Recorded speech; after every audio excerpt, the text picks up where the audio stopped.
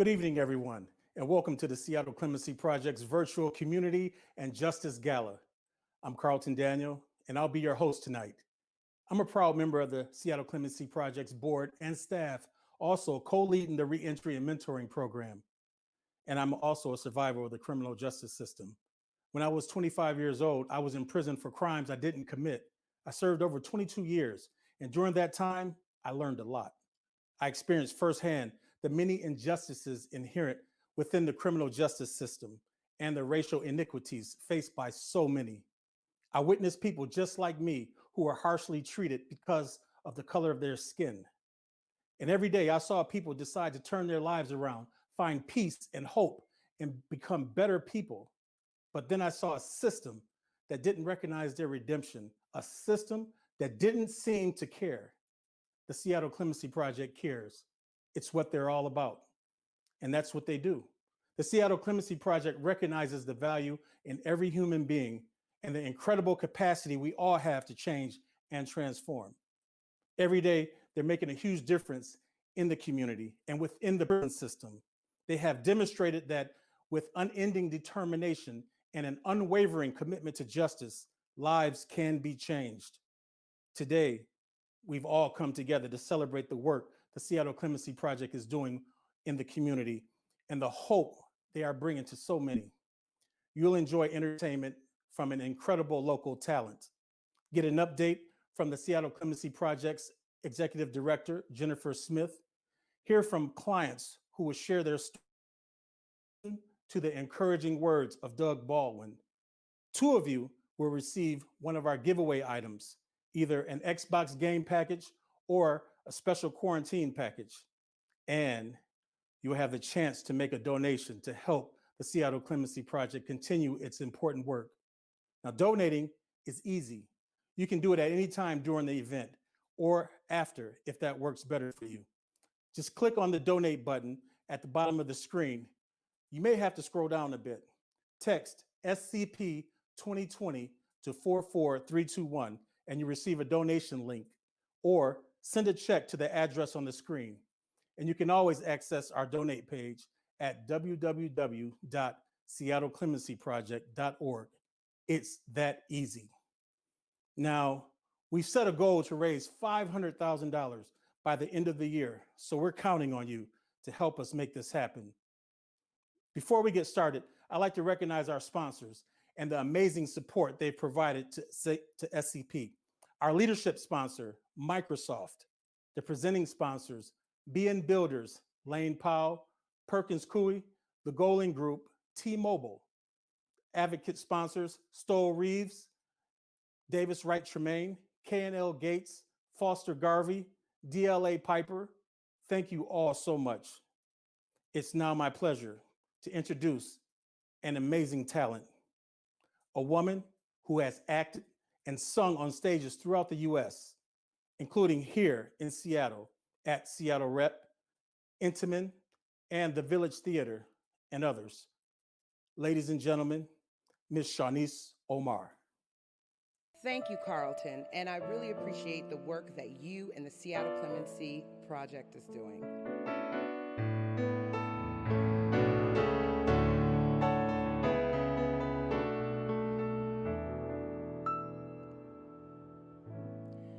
You're broken down and tired,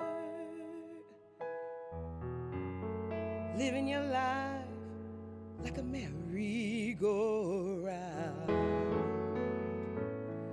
and you can't find the fighter, but I see it in you, so we gon' walk it out.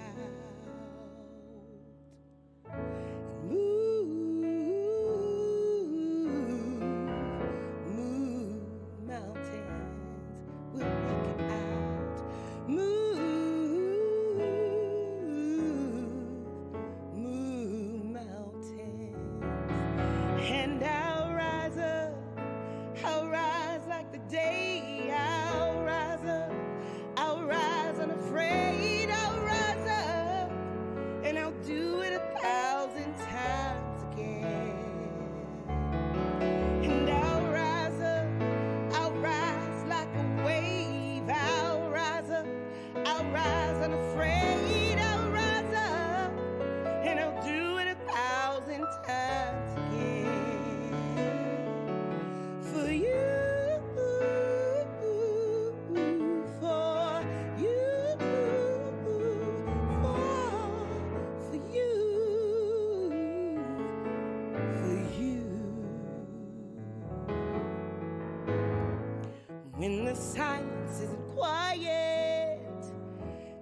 feels like it's getting hard to breathe. And I know you feel like dying, but I promise we'll take the world to its feet and move mountains. We'll take it to its feet and move mountains. And I'll rise up, I'll rise like the day. I'll rise up, I'll rise unafraid. I'll rise up, and I'll do it 1,000 times again. For you, for you, for you, for you.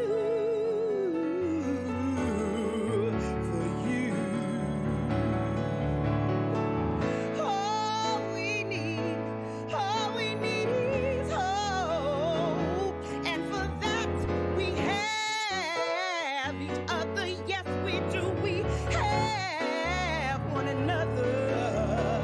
We will rise. We will rise. I said we will rise. Oh yes, we gon' rise. We'll rise.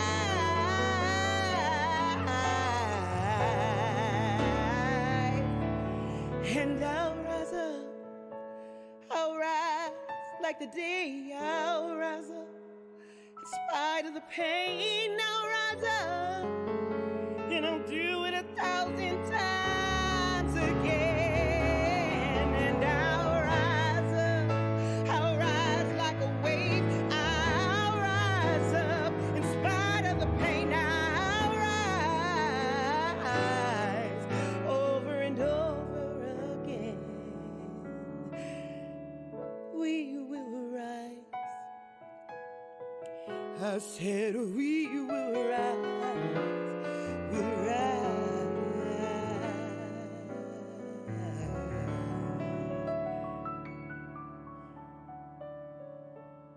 Thank you. Wow.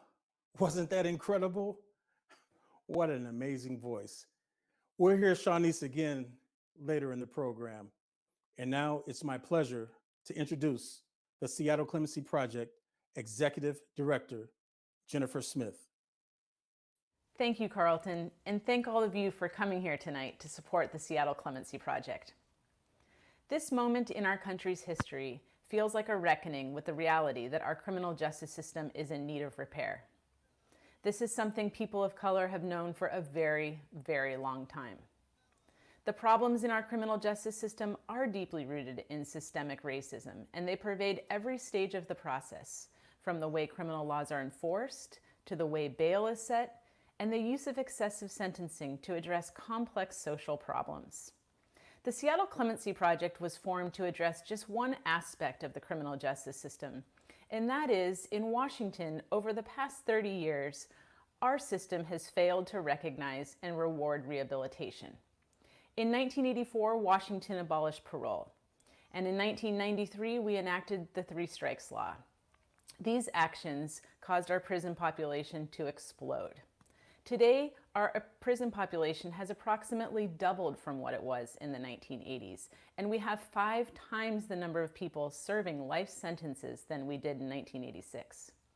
We were very concerned about people serving life and long sentences with no meaningful mechanism for review, and we thought volunteer lawyers might just step up to give these individuals a voice and a chance to win freedom through the clemency process. About a year and a half into our project, our friends at the Northwest Immigrant Rights Project let us know that many of their clients could avoid deportation with post-conviction relief, and so we began taking on those cases as well. We then went out into the legal community with a call for help, and the response has been amazing. In just 4 years, 168 people have been matched with a volunteer lawyer. 30 people have won freedom from prison, 18 of whom were serving life sentences, and deportation has been avoided in 11 cases. In addition to the value Seattle Clemency Project has had on human lives, the economic value for our community is striking. In just 4 years, we've generated over $6 million in pro bono legal services. $18 million in taxpayer funds have been saved that would have been spent on incarcerating our 30 clients who've won freedom from prison. And when you invest in the Seattle Clemency Project, your dollars are highly leveraged because we use volunteer lawyers to do much of the legal work, but we still have costs. We've received over 700 requests for assistance, and we vet every applicant who writes to us. Before we hand a client off to a volunteer lawyer, we travel to prisons across the state to meet with them in person. We recruit, train, and support volunteer lawyers throughout the entire process. And importantly, when our clients come home, we've developed a robust reentry program to walk alongside them as they rebuild their lives. All of these operations are essential. This event is our largest source of revenue for the year, and we simply cannot continue having an impact without your support. I think when you look at the numbers, you'll see that your investment in the Seattle Clemency Project more than pays for itself.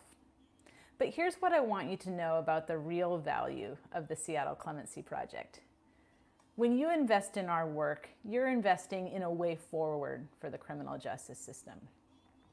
Beyond the numbers, I've seen real magic happen in this work over the past 4 years. I see magic in the quality of the lawyers who have stepped up to take on our cases.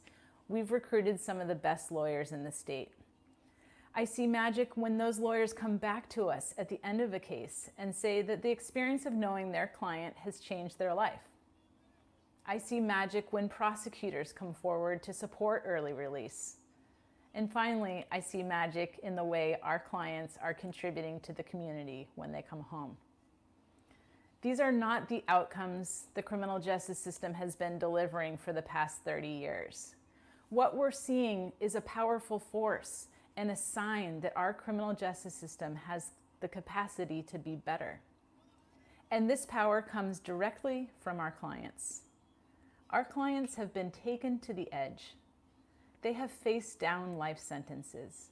They've faced the possibility of being permanently separated from their children by deportation. And they've come through these experiences not just as survivors, but stronger than they were before.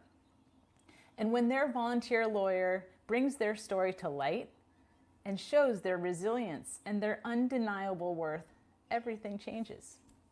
The system changes and is finally able to see them for who they are, not just a mistake they made in the past.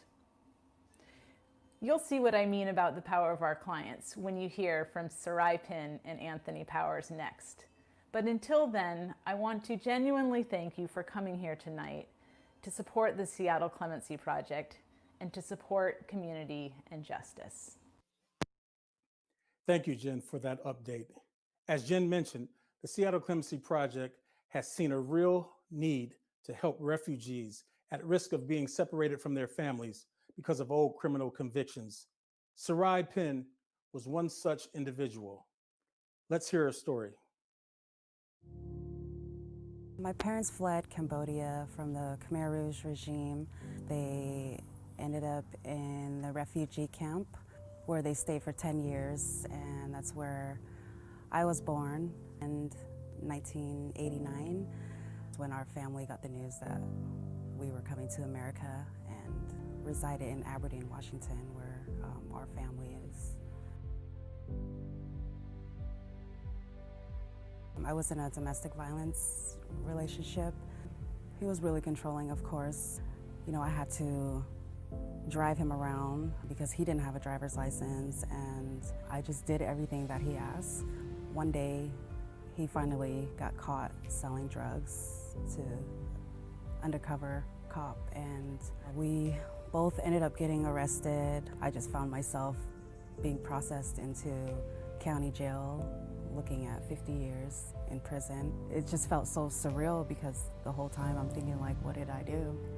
I didn't know until I was convicted was when my lawyer finally told me that, oh, there's a possibility that you are gonna get deported and there might be an ICE hold on you. Living through that and trying to live a normal, productive life was really challenging. I constantly live in fear, and I felt like I was traumatized from that fear of getting deported and separated from my kids and my family. The final incident with the guy that I was with for 10 years, he tried to kill me. My son is screaming, witnessed the whole thing.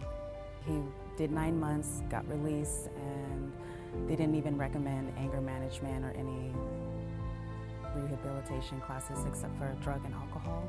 And 2 months later, I get a letter from ICE that I need to be detained. They're gonna go ahead and set me up with the interview with the Cambodian consulate where I will be deported. I just couldn't see a clear picture. All I saw was my life kept on going downhill. I just felt like I'm never gonna get out of this situation because I've looked everywhere to try to help myself research how do I fix this issue, this legal part. And the whole time I'm thinking like, I wish somebody know my situation and know like I'm really innocent, and I cannot believe that I was going through all of this, being kicked out of a country literally for something that I had no involvement in. I was sitting at IHOP with my 2-year-old boy, like looking at him like, this is like the last time I'm gonna spend with my son. And as I'm going through my phone, like just looking up lawyers, trying to find somebody to help me, I get a message from a lawyer through Facebook, told me that she wants to help me. And if I needed the help, to give her a call. She left her number and I called her right away. And she told me that she knew a Cambodian anti-deportation group who might have some resources that can help me in my situation. And to me, I'm like, wow, my luck is finally changing. For once, like I felt like I have hope. That's where John from Seattle Clemency Project reached out to me. And he was the only lawyer who knew the legal part in my case. The only person that told me that they can save me was him. He told me that he can help me hopefully get my permanent residency back. And I've never had a lawyer been able to tell me that. And that was what I wanted, was to at least get that back. During that time, I already met with the Cambodian consulate, interviewed with them for them to issue me a travel document. And as I'm waiting in the detention center in Texas, Seattle Clemency Project went for a vacate. To my surprise, the prosecutor actually agreed to vacate my conviction. I had less than a week left before ICE was gonna put me on a plane, and I'm going. And just to my surprise again, I couldn't believe like everything was happening in my favor. The next day, NERP didn't even hesitate. They filed the motion right away to terminate my deportation. And on Mother's Day, actually, was when I was released from ICE custody. Seattle Clemency Project gives people like me a second chance.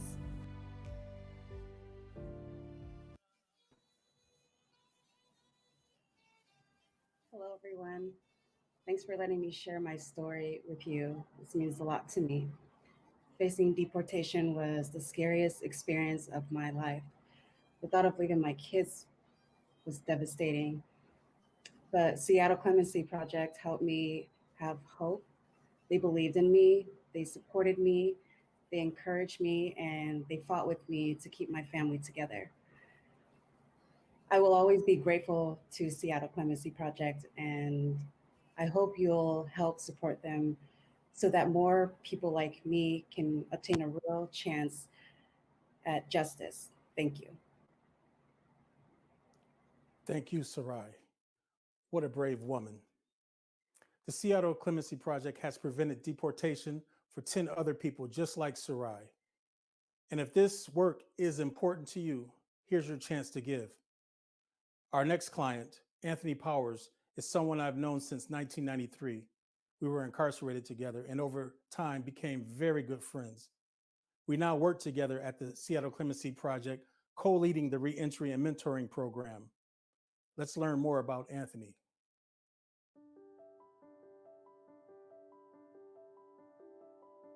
I was sentenced at the age of 16 to 77 years in prison, or 924 months. I was frightened going in as a 16-year-old child. I didn't know what to expect, but I did know that I was the youngest person at that prison, and I was one of the smallest, if not the smallest person at that prison. The first 11 years, I was in and out of the hole or solitary confinement, and it was a means of taking a break from the madness of prison. The last time that I was in there, I had to take an anger management class. This lady's trying to teach this class, and the thing that got me, though, is that she was so sincere about trying to make a difference that had an impact on me. A couple weeks after graduating, my grandmother died, and then that's when I said, you know what, being 18, being 21, that doesn't make you a man, your conduct makes you a man, and it's time for me to change. So I made a pledge to myself that I'd never get in trouble again, and I went from having 44 major infractions to never getting in trouble again over the next 15 years that I was incarcerated.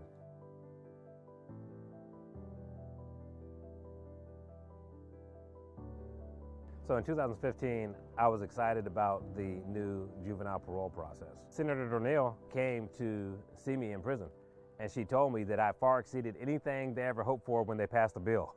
So when I was thinking, all right, do I qualify? I think I do, right?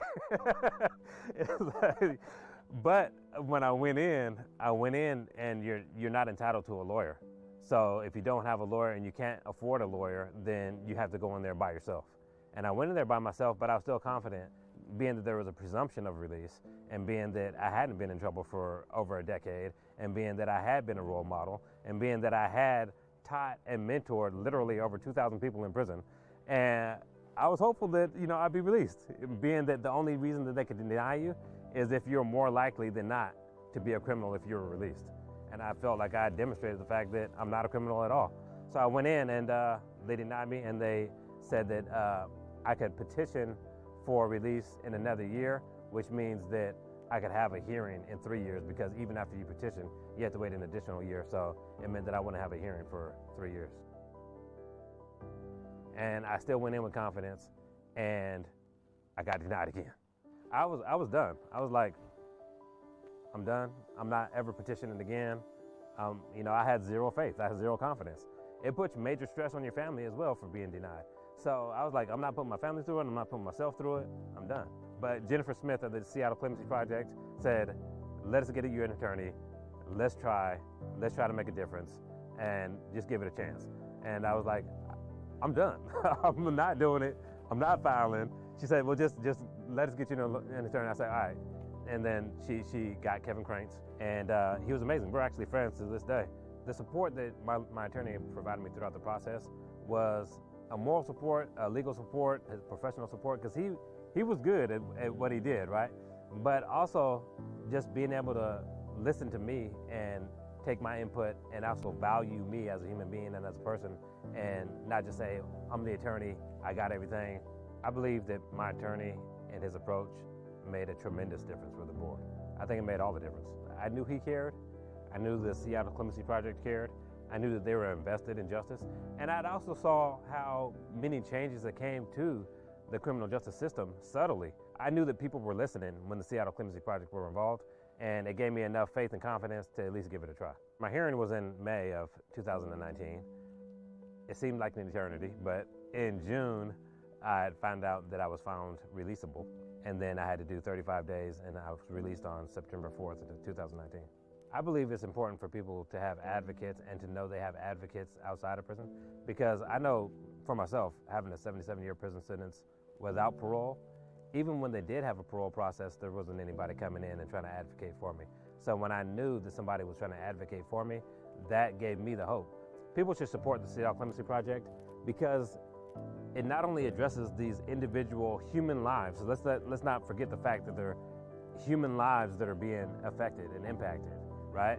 But it addresses things on a criminal justice level overall. Because the more these stories are being brought out, or that are currently being hidden inside a prison, the more people realize that the stuff that the community's been sold aren't true. And the sooner we can see that, the sooner we can make systemic changes, the sooner we can get a lot more bigger changes made. That's difficult to watch. I'm so grateful for my freedom. I'm so grateful for the opportunities that I've been given. And those opportunities are the result of somebody donating in the past. And this is why I urge you to donate so that people who are left behind can have this opportunity. People who are familiar with what I've done over the past year plus have known that I've done a lot of major projects that benefit the community. And I want to acknowledge Microsoft, who are behind 3 of those projects. But one of those projects that are near and dear to my heart is the Seattle Clemency Project's Reentry Group, which you will learn more about in this following video. The Seattle Clemency Project's reentry program is twofold. The first being reentry, addressing all the reentry needs of a person that's going to be receiving clemency or commutations or pardons. The other part is transition, and that's the part is the most important that we feel, because with transition, if you have reentry but no transition, then it's like a flat tire.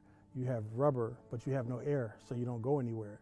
And that transition is a very important component, because that's the thing that the person has to get acclimated into this new society now.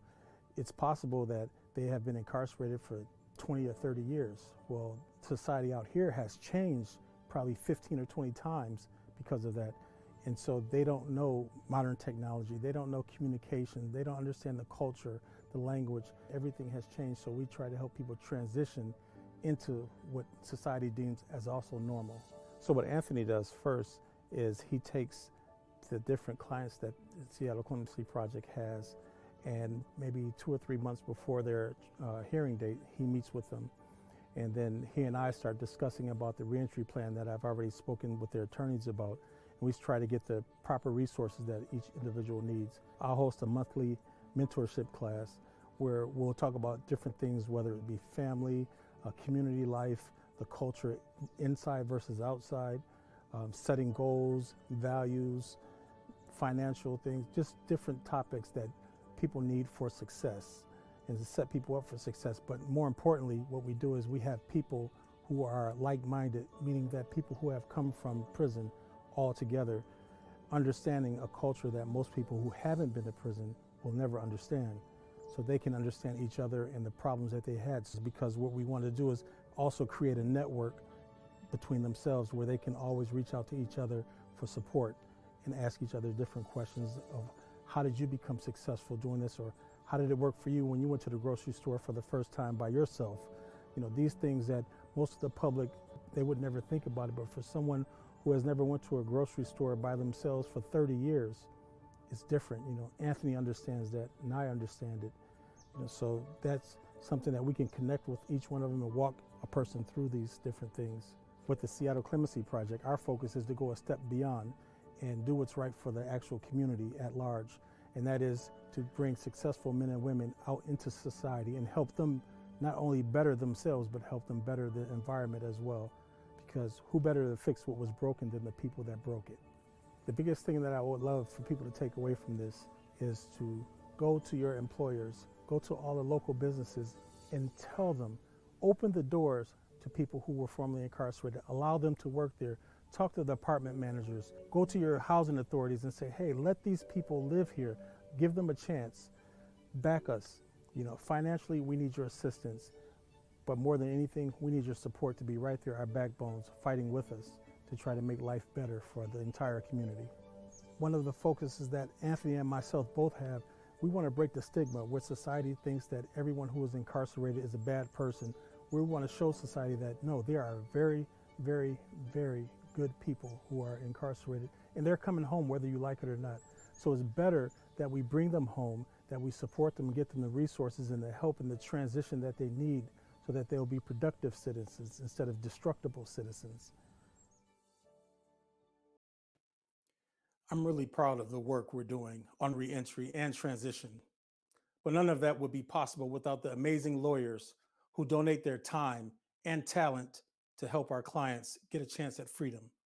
Dave Heiner is one of those lawyers, and we're honored to recognize him as our Pro Bono Lawyer of the Year and recipient of the Seattle Clemency Project's 2020 Luminary Award. We shared more about Dave's contributions in our recent newsletter and hope you saw this. If you missed it, posting it on our website again, and you can read it at your leisure. Now, it's an honor to introduce a friend of the Seattle Project, Dr. Doug Baldwin. Good evening, and thank you for joining us today in support of the Seattle Clemency Project. I know that we've all discussed it before, but mass incarceration is a major problem within our country. Over the past 25 years, we've seen a major influx in people in our criminal justice system experiencing excessive sentencing. And I know saying it's not right is not enough, and that's why people and organizations like the Seattle Clemency Project are standing up for people who can't fight for themselves. Over the past 4 years, Seattle Clemency Project has generated $6 million in legal support, has restored the freedom for 26 people, and has also protected 11 people from deportation. Even though it's called our criminal justice system, justice is not always preserved. And that's why the Seattle Clemency Project has galvanized a diverse group of lawyers to fight for greater access to justice. Look, we all know that the problems with our criminal justice system are very complicated. It's going to take a group of passionate, unique, and diverse individuals to come together collectively to solve these problems. And unfortunately, it's going to take longer than we want. But there's things that we can do in the meantime. And the Seattle Clemency Project is fighting for people who can't fight for themselves. And like I said earlier, they generated over $6 million of free legal funds to save 26 people from the system, to restore their freedoms and their rights, and also save 11 people from deportation. So there's many, many steps that we have to take in solving this gigantic problem. And one of the small steps that you can take this evening with me is donating to the Seattle Clemency Project. Because again, we can't solve these problems individually. We have to solve them together. What a powerful message. What an amazing leader. Let me go back to something that Jen said.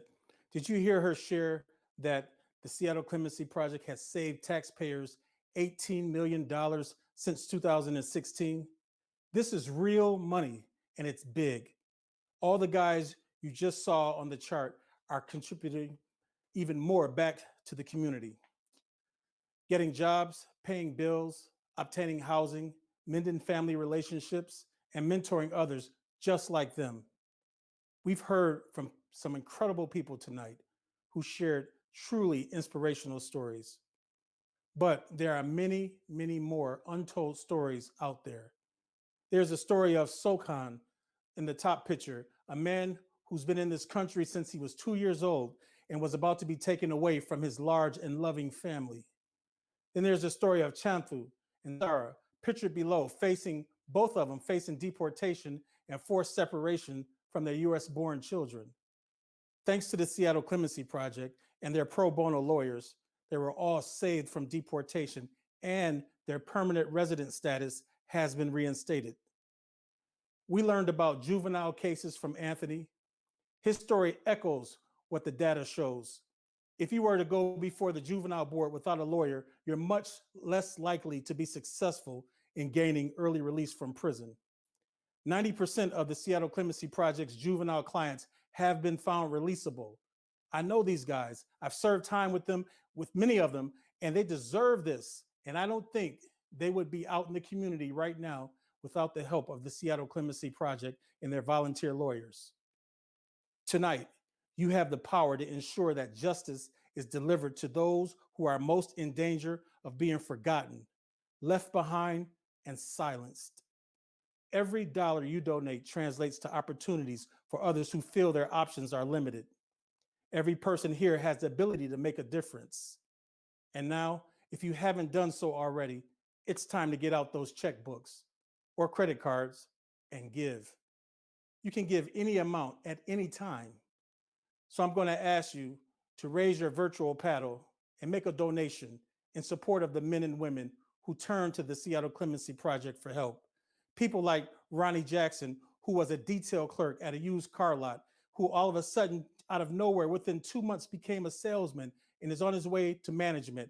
Percy Levy, who talked to me when he was incarcerated. I used to talk to him on the phone, and he wanted to be a substance abuse counselor. He's been out less than 6 months, and he's doing just that up north. He's doing an excellent job. All these guys are also a part of our mentoring group. Now, our goal is to raise $500,000 by the end of the year. And as Jen mentioned earlier, this event is our main source of income. So don't be shy. And remember, it's easy to give. Just text SCP 2020 to 44321, and you'll receive a donation link, and send a check or money order, whatever, to the address seen on the screen. And you can always access our donate page at www.seattleclemencyproject.org. And wait a minute. Oh, wow. I'm getting a text that we have a special guest who wants to join us, and he wants to give his own plea for giving, and I got to get ready for him just in case. No, I better not do that one. I forgot I better do this one. Okay. Can we go to him? Oh, how you doing, my friend? I'm doing great, Carlton. How you doing, man? Man, I'm doing really good, man. Hey, listen, I wanted to tell you something too. You know, I followed you in college, and by the way, you were one of my favorite wide receivers at Stanford. I remember that. And I also remembered that you were undrafted. So you understand the difference and the difficulties, rather, that people have facing difficulties. You were undrafted and you left and retired from the game with a Super Bowl ring, a champion. I love it, man. I love the story. But if you can make a plea to the people, what would you tell them? Yeah, well, I mean, besides the fact that it's coming from somebody who had a San Francisco hat on just a second ago, I'll forgive you for that. I will forgive you for that. You know, I think, you know, obviously this whole program is demonstrating the importance of an organization like the Seattle Clemency Project. And we know the impact that it has in helping individual lives reclaim their lives and their rights. But I think, you know, why I'm supporting Seattle Clemency Project and why I'm pleading for you to support Seattle Clemency Project is because it's not just that individual that's impacted, right? It's their families, right? They get to reclaim their lives and their families and the time that they lost with their families. Now they get to go back and figure out how to rebuild their lives. And then now they get to go into the community and become citizens of our community again and impact our community. And so it's not just that one individual or these few individuals that get impacted, it's the entire community.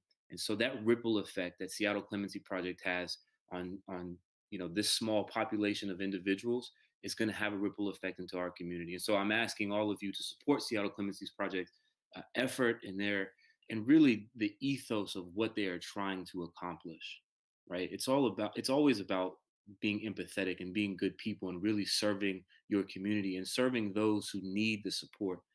And so, you know, I ask all of you to join me in supporting the Seattle Clemency Project and doing just that. Thank you, Doug. I appreciate you, man, very much. Listen, we appreciate, excuse me, all of you who have already contributed and continuing to do so.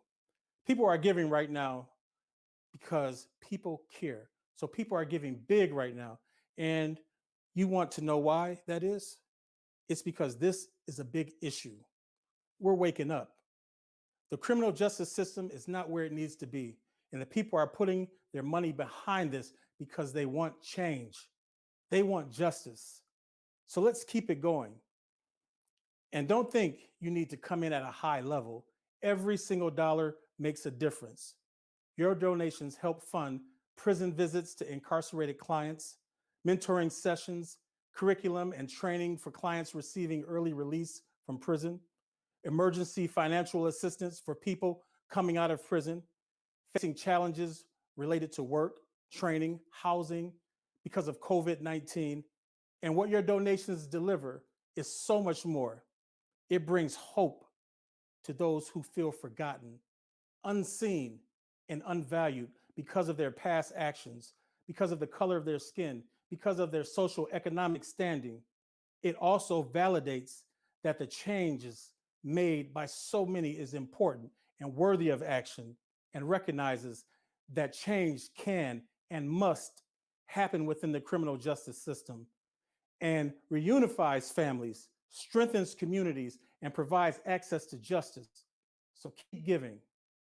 And now let's take a minute to do our prize drawings.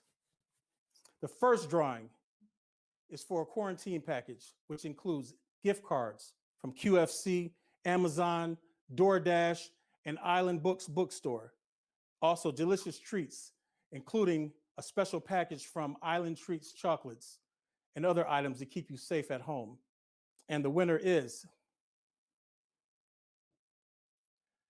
Alexandra Comstock. Our second prize, courtesy of Microsoft, is an Xbox One gaming package, including an Xbox One gaming console. And the winner is Mr. Jonathan Zwickel. Congratulations. We'll be reaching out to you both directly to coordinate delivery of your prizes. And before we wrap this up, I'd like to welcome Shanice Omar back for another great song. All right, everybody. Now, we done had us a good time tonight. Now, I want us to end on a high note. So get on up out your seat, put on your dancing shoes, and get ready to dance with me. Come on and get on the love train. Put your hands together. People all over the world, join hands. Get on the love train, the love train. People all over the world, join hands. Get on the love train, the love train. The next stop we make will be in England. Tell all the folks in Russia, in China too. Once that train arrives at the station, you will miss it 'cause it's riding, riding on through. Oh, people all over the world, join hands, get on the love train, the love train. People all over the world, join hands, get on the love train, the love train. All love my brothers over in Africa.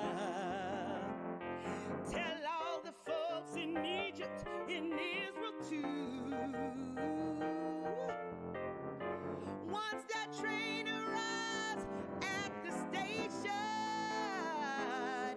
you better get on 'cause you'll miss it, and I feel sorry for you. Well, people all over the world, join hands, get on the love train, the love train. People all over the world, join hands, get on the love train. Why don't you ride? Oh, let's ride. Come on and ride, ride. People all over the world, join hands, get on the love train, the love train. People all over the world, join hands, get on the love train, the love train. Got to get on the love train, the love train. Get on the love train, the love train. Yeah,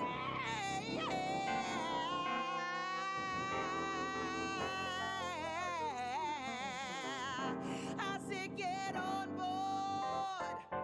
I said get on board. I said get on board.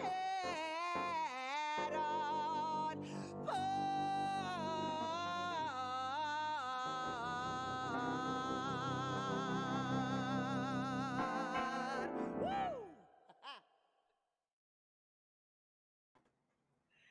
Thanks, Shanice. And thanks to our great sponsors. And thanks also to our amazing team that pulled this evening together. Thanks to all of you for attending and supporting the Seattle Clemency Project. And remember that our giving platforms are still open, so keep donating. You don't have to just donate today if you want to. Tomorrow, it'll be open tomorrow as well. You can donate tomorrow as well. You can donate the day after. Just visit our website, www.seattleclemencyproject.com. Excuse me, .org. Don't go .com, go .org. Also, one last thing, just to let you know, if you want to see this cast all over again, this event to be replayed, go back to our website tomorrow and you'll be able to see it again. So with that being said, I'm going to say good night and thank you. All over the world, join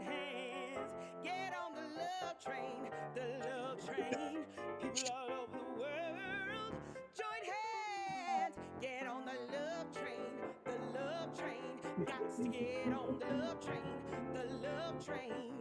Get on the love train, the love train. Yeah.